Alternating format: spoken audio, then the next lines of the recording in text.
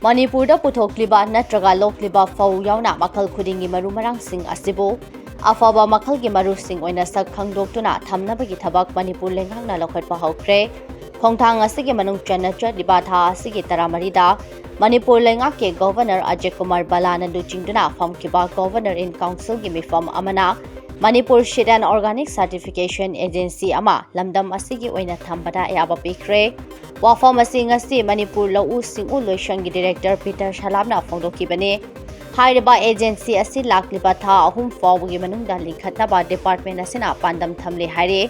asigomba agency ama lamdam asigi oina leihauba asina Manipur puthokliba afaba makhalgi fau makhal sing yaona maru marang khudimak certification tauba yahalagani haujimakki oinadi agency asi leitabana Tripura da leiriba Tripura Seed Certification Agency da sel tingna certification tauhale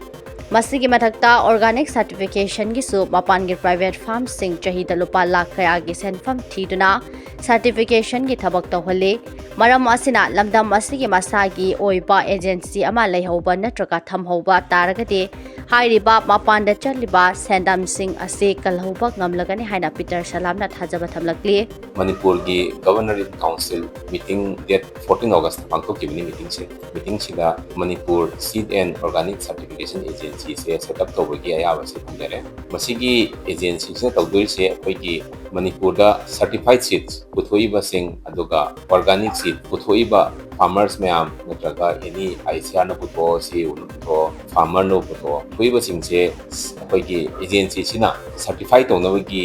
adugi step ni masi certification se hana tawdabra dinate hana akoigi seed ki agriculture department gi seed certification sel amana masi certification adum tormi tawtabu masi actual requirement dadi masi akoigi state macha oibagi seed certification sel sina sum akoi function toro lakani akoigi kang ad hoc process haidar adubu full fledged independent agency amana certification tawbagi requirement di adum leiba aduna adugi full fledged oina handakti masi certified seed kumbagi maru oiba importance agriculture yam dependent oiba economy ni na sina yamna hena kanwa porgani na khalaga government na haitare agriculture department na masi full fledged oiba Manipur